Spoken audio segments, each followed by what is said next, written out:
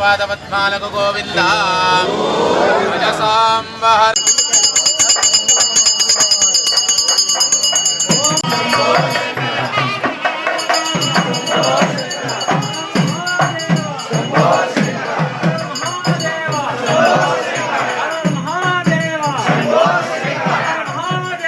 ఇక్కడ స్వామివారికి ఎదురుగా 42 అడుగుల శివుని విగ్రహాన్ని ప్రతిష్టాపన చేసి ఆ శివుని విగ్రహం చుట్టూరా కూడా 1000 లింగాలు సహస్రలింగ స్థాపన చేయాలనే ఉద్దేశంతో భక్తుల కోరికల మేరకు ఇక్కడ ప్రతిష్టాపన కార్యక్రమాలు చేస్తూ ఉన్నారు.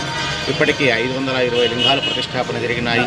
ప్రతి కార్తీక మాసంలో ప్రతి సంవత్సరం కూడా కార్తీక మాసంలో ఇక్కడ భక్తుల చేతుల మీదుగానే ముందుగా బుక్ చేసుకున్న వారికి భక్తుల చేతుల మీదుగానే ఇక్కడ శివలింగ ప్రతిష్టాపన అనేటువంటి కార్యక్రమం జరుగుతూ ఉంటుంది.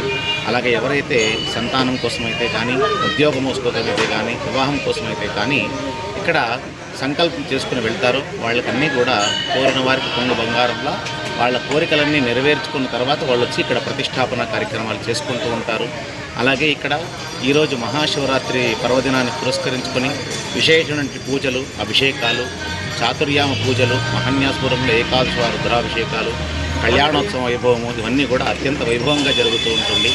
ఈ దేవస్థానం ముందు విశేషంగా కార్తీక మాసము మరియు మహాశివరాత్రి పర్వదినాల్లో విశేషమైనటువంటి భక్తజనాలు అంటే మనకు ఇక్కడ చుట్టుపక్కల ఉన్నటువంటి వాళ్ళే కాకుండా మనకు సరిహద్దు ప్రాంతంలో ఉన్నటువంటి కర్ణాటక వాసులు కూడా చాలామంది ఇక్కడికి వస్తూ ఇక్కడ స్వామివారిని సేవ చేసుకొని రాత్రి ఇక్కడ జాగరణ కార్యక్రమం అంతా చేసుకొని రాత్రి 12 గంటలకు జరిగేటువంటి లింగోత్సవం